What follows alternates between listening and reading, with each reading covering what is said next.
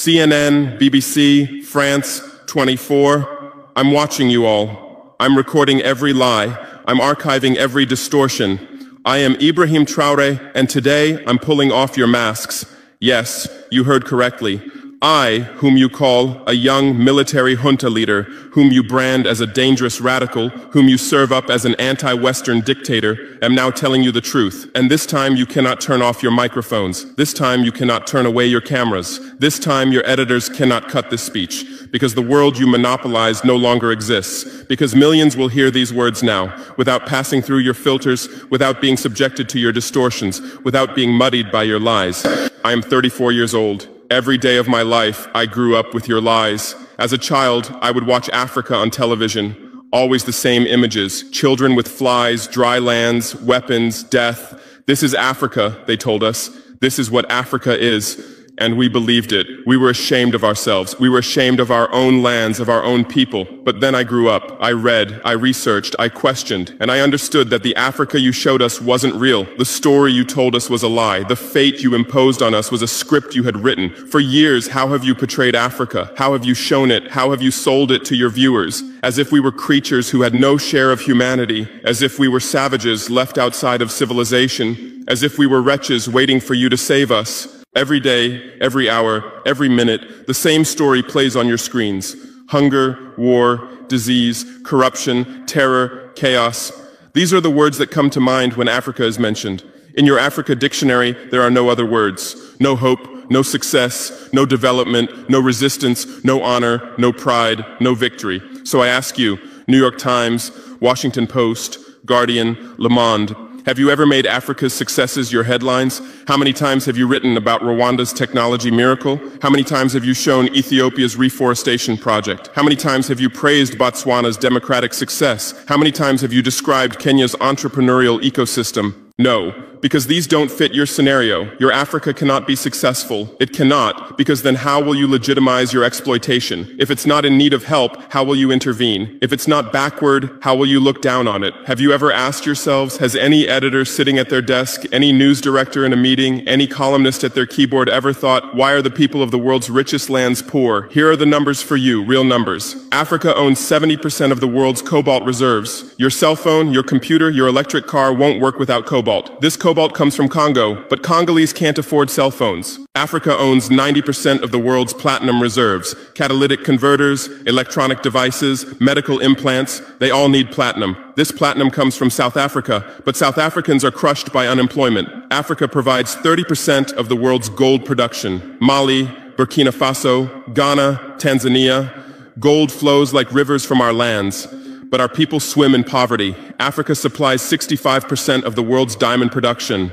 Botswana, Angola, Congo, Sierra Leone, billions of dollars worth of diamonds are extracted, but our miners live on $1 a day. Africa owns 35% of the world's uranium reserves. Niger, Namibia, South Africa. Nuclear plants run on our uranium. Paris lights burn with our uranium, but our villages have no electricity. And you still ask, why is Africa poor? No, the right question is, how was Africa kept poor while being so rich? Here's your answer. Colonialism didn't end. It changed shape.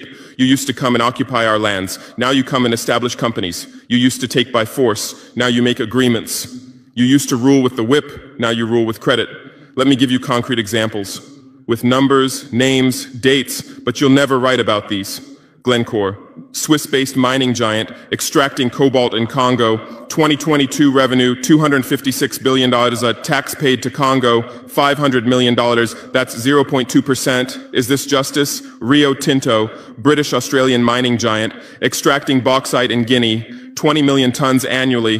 What's left for Guinea? Environmental pollution and cancer. Total, now Total Energies, French oil giant, extracting oil in Angola, Nigeria, Congo.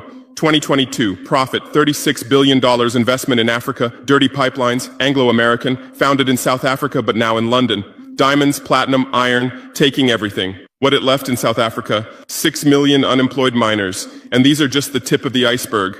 What about the invisible, the secret deals, the offshore accounts, the transfer pricing tricks? Every year, $88 billion in illegal money flows out of Africa. Who writes about this? Every year, $45 billion in aid comes to Africa. Everyone writes about this, but no one says Africa is not the continent receiving aid, it's the continent giving aid. While you zoom your cameras on swollen bellies, there is a huge system working silently in the background. Every day, tons of gold, diamonds, cobalt, uranium, oil leave our land. But how? Here is the system. Step 1, create corruption, bribe our leaders, open offshore accounts, promise them a life of luxury, send their children to your schools. Step 2, make deals, get 50-year, 99-year concessions, ask for tax exemptions, be exempt from environmental rules, ignore labor rights. Step 3, control the infrastructure. Take over ports, airports, railways, but only from the mine to the harbor. Don't build roads to the villages. Don't bring electricity to schools. Step 4, provide security. Set up private security companies. Arm them. Declare protesting. Step 5, silence the media. Buy local journalists. Suppress opposing voices. Serve internal unrest news to international media.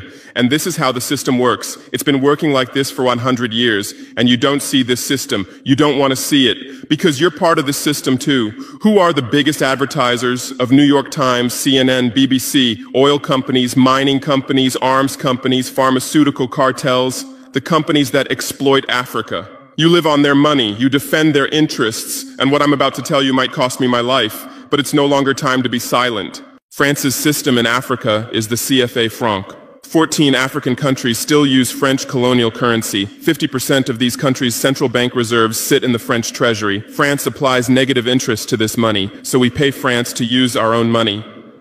Through this system, France transfers $500 billion worth of resources from Africa every year. Does anyone write about this? No. But when France gives Africa 10 billion euros in aid, it makes headlines. Britain's system is more sophisticated. London is the world's money laundering center. City of London, offshore paradise. Every penny stolen from Africa passes through London. Jersey, Guernsey, Cayman Islands, Virgin Islands, all under British control. Africa's wealth hides there.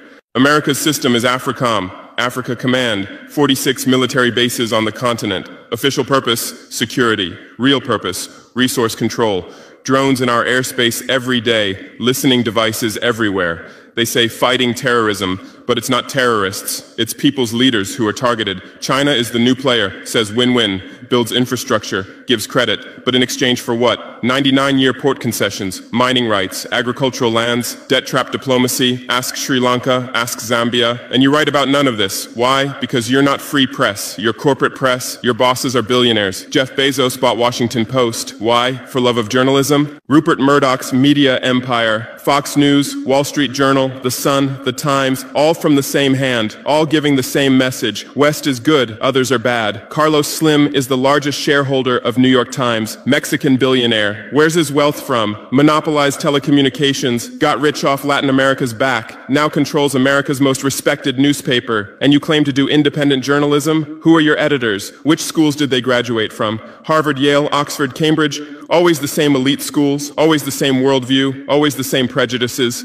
How are your reporters selected? How many languages does your Africa correspondent speak? French, English, that's all. Swahili, Hausa, Yoruba, Amharic, they don't know. They can't talk to the people. Your sources are always the same. Western diplomats, NGOs, experts, and then you come and lecture us. They killed Patrice Lumumba, January 12th, 1961. CIA agent Larry Devlin confessed. Belgian mercenaries executed. They dissolved his body in acid, took his teeth as souvenirs. In 2022, that tooth was returned from Belgium to his family after 61 years. And what did you say then? Chaos in Congo. You didn't ask about the killers. You didn't investigate CIA documents. You didn't write about Belgium's crime. They killed Thomas Sankara, October 15th, 1987. My hero, Africa's hope. Vaccinated 2.5 million children against measles and meningitis, planted 10 million trees, raised literacy rate from 13% to 73%, gave equal rights to women, banned FGM, ended corruption, sold Mercedes cars, used Renault 5, rejected IMF and World Bank. And most importantly, he said, we will not pay Africa's debts. We didn't make those debts. The puppets before us made them on behalf of colonizers. That's when he had to be killed, and they killed him. Who killed him? His best friend, Blaise Compaoré. With whose support? France. Want proof? Look at the Focard archives. Jacques Focard, France's Africa Affairs advisor. Everything is written there. And what did you say? Military coup in Burkine Faso. You didn't write about Sankara's dreams. You didn't tell about his projects. You didn't show his successes. You just said, another dictator died, Muammar Gaddafi. Yes, he was a dictator. Yes, he was ruthless. But what had he done in Libya? Per capita income $12,000, Africa's highest, literacy rate from 25% to 87%, life expectancy from 51 to 74, free healthcare, free education, $50,000 for newlyweds, interest-free loans for homebuyers, $5,000 for new births, gasoline 14 cents per liter, great man-made river, irrigation project to green the desert, and Gaddafi's real crime, dream of United States of Africa, African Central Bank project, African Investment Bank, African Monetary Fund, and most dangerous, gold dinar, refusing to sell oil for dollars. October 20th, 2011, lynched in Sirte, Hillary Clinton laughed. We came, we saw, he died. Now look at Libya. 3 different governments, endless civil war, ISIS, Al-Qaeda running wild slave markets exist. Even CNN showed in 2017, oil being looted, weapons depots emptied, spread across Sahel. Do you call this democracy? Do you call this freedom? Do you call this success? And whose turn is it now? The Sahel, Mali, Niger, Burkina Faso. You want to make us Libya too. You want to make us Syria. You want to make us Iraq. But not this time, because we've awakened, because we've learned, because we've united. Operation Barkhane, France's Sahel Adventure, 2013-2022. Official purpose, fighting terrorism. Real purpose, resource control, 5 through 100 French soldiers. €1 billion annual budget. What's the result? 2013, 500 terrorists in Mali. 2022, 5,000 plus terrorists in Sahel, tenfold increase. What kind of success is this? But what were French soldiers doing? Protecting Niger's uranium mines for Areva, Orano, securing oil pipelines for total controlling ports and railways for Bolloré, and fighting terrorism? No, the opposite. Terrorists couldn't come within 50 kilometers of French soldiers, but they could easily burn our villages. Why? Because chaos served their purposes. If there's chaos, they could stay for security reasons. MINUSMA, UN peacekeeping force. In Mali, 15,000 soldiers, 1.2 billion annual budget. 10 years, result, 300 plus. UN soldiers died. Thousands of civilians died. Terror didn't decrease, it increased. And now you say Wagner is dangerous. Russians are taking over Africa. Wagner came, 1,000 soldiers. What happened in 6 months? Terrorists fled, villages are safe, mines are working, people are at peace. What's the difference? Wagner is an ally we invited. France is an occupier who came by force. Wagner follows the agreement. France blackmails, Wagner brings results. France produces excuses, but you don't write the truth. You say Russian mercenaries. Well, what is French Légion étrangère? Aren't they mercenaries? What is American Blackwater Academy? What is British G4S? What is Israeli Black Cube? They are security companies. Wagner is a threat. Why? Because Wagner isn't yours. And the terrorism issue? Who created this terror? Who founded Al-Qaeda? 1980s, Afghanistan, CIA, Pakistan ISI, Saudi money, against Soviets. Bin Laden was CIA's man. You called them freedom fighters. Who supported Taliban? Again, you. Heroic mujahideen against Soviet occupation. You gave weapons, gave money, gave training, then you lost control. How was ISIS born? 2003, Iraq invasion. You toppled Saddam. You disbanded the army. You banned Ba'ath Party. You tortured in Abu Ghraib, and those people became ISIS. Then Syria. You said Assad must go. You said moderate rebels. You gave weapons. Those weapons went to ISIS, went to al-Nusra. You destroyed Libya. Who looted Gaddafi's weapon depots? Where did those weapons go? To Mali, to Niger, to Burkina Faso, to Nigeria, to Chad? Who strengthened Boko Haram? In 2009, Nigerian police killed their leader Mohammed Yusuf. Extrajudicial execution. What did you say? Nothing. Where were your human rights organizations? Silent. Then revenge started. Boko Haram radicalized. But where did they find weapons? From Libya that you destroyed. And now you come to lecture us about fighting terrorism. You're helping us clean up the monsters you created? No, we've seen the game now. Terror is your Trojan horse. You come with the excuse of terror, you stay, you exploit. But it's over now. We'll provide our own security, we'll fight with our own methods, and we'll win. Because we are the children of this land. We know this land, we know these people. We can distinguish terrorist from villager. We don't fight from drones, from satellites, from 10,000 kilometers away like you. And we're winning. In Mali, in Niger, in Burkina Faso, terror is ending. Villages are safe. People are hopeful. Because now our own army, our own police are fighting, not for foreigners, but for the people. But you can't digest this. You say democratic backsliding. You say human rights violations. Which democracy? Which human rights? How many people are detained without trial in Guantanamo? What happened in Abu Ghraib? Who did you kill in Bagram? Who did you torture in CIA's black sites? Why is Julian Assange in prison for exposing your war crimes? Why did Chelsea Manning spend years in prison for leaking the truth? Why is Edward Snowden a fugitive for revealing you spy on everyone? And you lecture us about human rights. How many civilians died in your drone strikes? You say collateral damage and move on. How many weddings did you strike in Pakistan, Yemen, Somalia? How many schools did you bomb? How many hospitals did you burn? And you teach us the laws of war? Look, I come from war. I know the front. I've seen death. I've carried wounded soldiers. I've consoled mothers of martyrs. And I tell you, a real soldier protects his people. A real soldier doesn't harm civilians. A real soldier fights with honor. Your mercenaries, your drone pilots, your special forces, they're not soldiers, they're killers.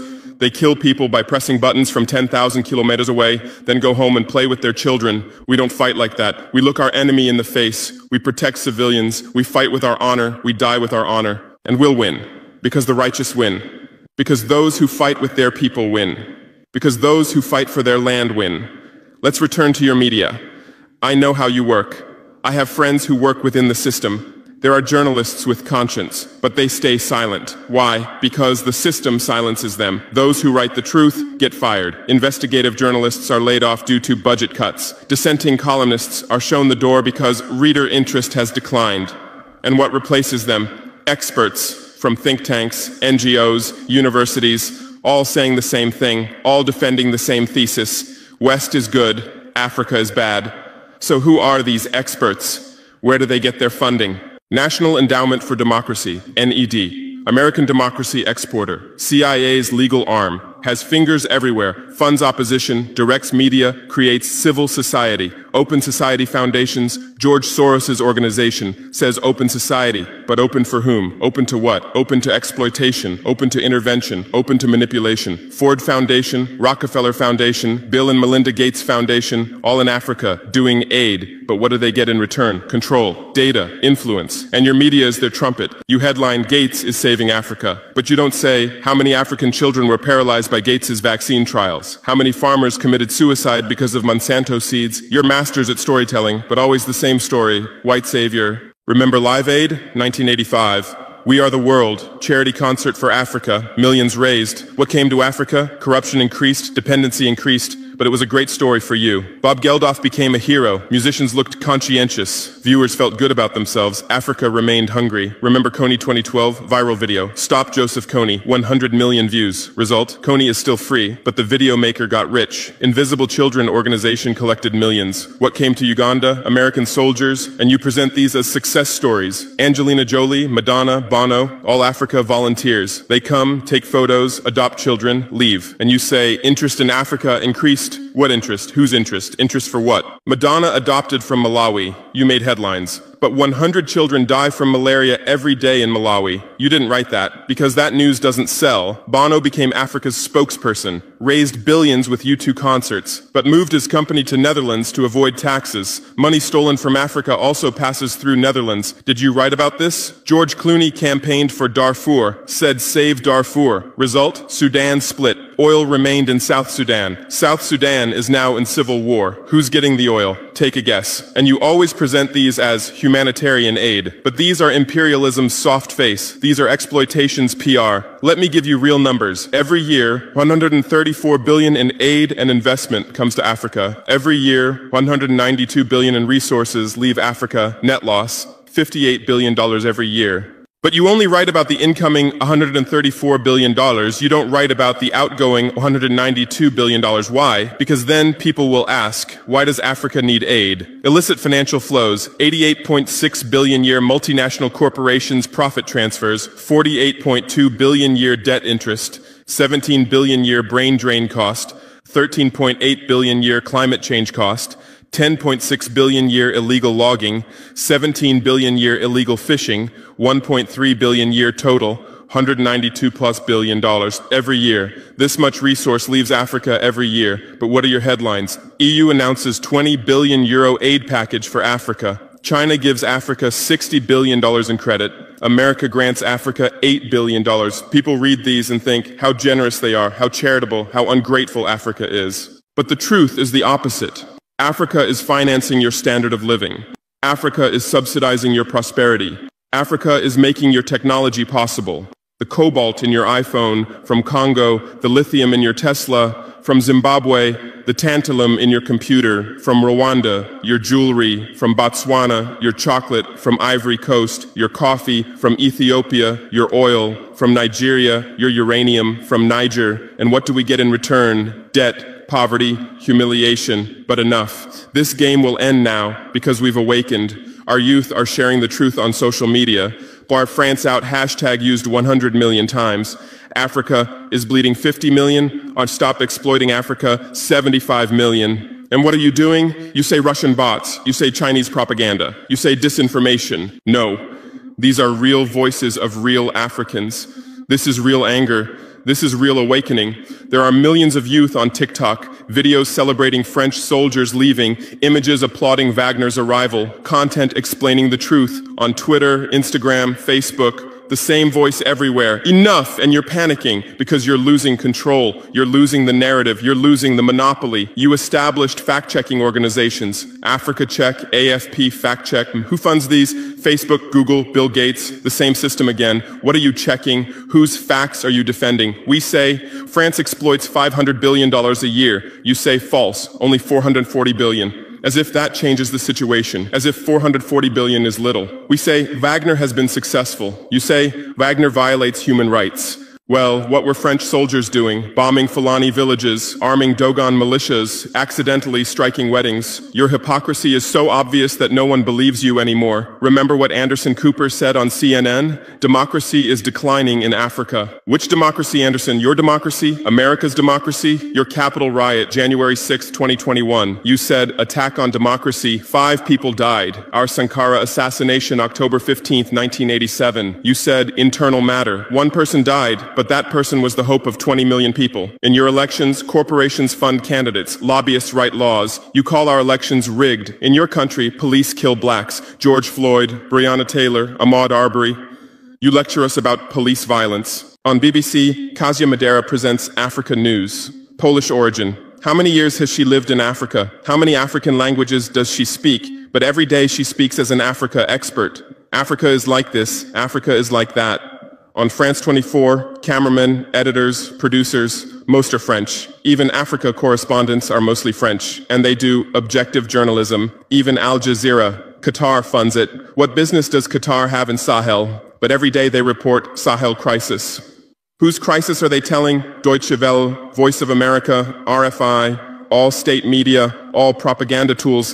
But they play the role of independent media, and our local media, most are sold out. Most are cowards, most are dependent. Le Pay's newspaper in Burkine Faso, who's the editor? Where did he get his education? Where does he get his funding? Who are his advertisers? We know the answers, all tied to the same system, all serving the same master. But a new generation is coming. Bloggers, YouTubers, podcasters, they have no masters, they have no fears. James Coco, Natalie Yam, Kemi Seba, they have millions of followers, they tell the truth, they expose the system, and you label them as extremists. You try to shut down their Twitter, you restrict their YouTube, but in vain. Truth cannot be stopped. You close one channel, 10 open. You silence one voice, 1,000 rise. Here's my final message to you. Your lies are ending. Your empire is collapsing. Your monopoly is breaking. And what's replacing it? Truth, justice, freedom. Africa is no longer your story. Africa is writing its own story, filming with its own camera, telling in its own language. And in this story, you're not heroes, not saviors, not benefactors. In this story, you're the guilty ones, colonizers, liars, thieves. But you still have a chance. You can still change. You can still stand on the right side. There are journalists with conscience among you. I know. I recognize them. We talk. I call out to them. Gather your courage. Write the truth. Rebel against the system. You might get fired. You might become unemployed. You might be threatened. But you'll be on the right side of history. You'll look at your children's faces without shame. Your conscience will sleep peacefully. And Africa won't forget you. Africa remembers its friends and its enemies. Be like Edward Snowden, be like Julian Assange, be like Daniel Ellsberg, stand with the truth, or continue with your lies, continue with your blindness, continue with your complicity, but know that your end is coming. Your viewers are decreasing, your credibility is eroding, your power is depleting. The new generation doesn't believe you, the new generation doesn't listen to you, the new generation rejects you, and that new generation in Africa is 600 million people, 60% under 25 years old, educated, connected, angry. They are my army, they are my weapon, they are my victory, and with them we're building a new world, a world without lies, without exploitation, without humiliation. In this world, Africa will be free, Africa will be strong, Africa will be a leader. And you'll remain just as a bad memory, a shameful footnote, a cautionary example. Future generations will read in history books. At the beginning of the 21st century, there were some media organizations. They lied, they served exploitation, then Africa awakened and they disappeared. That's your end. Inevitable, unchangeable, certain. I am Ibrahim Traoré, not Burkine Faso's leader, but its servant, not Africa's dictator, but its child, and not your nightmare, but your mirror. Look well at this mirror. See yourself, see your lies, your hypocrisy, your crimes, and prepare, because Judgment Day is coming. Africa is awakening. The world is changing. Justice is manifesting. And you'll just watch. You won't be able to do anything else. Because history is on the side of the people. Truth is on the side of the oppressed. God is on the side of those who persevere. And we persevered. We persevered for 500 years. Now it's time for victory. Your lies are finished. Your masks have fallen. Your game has ended. Africa is free. Africa is strong. Africa is victorious forever.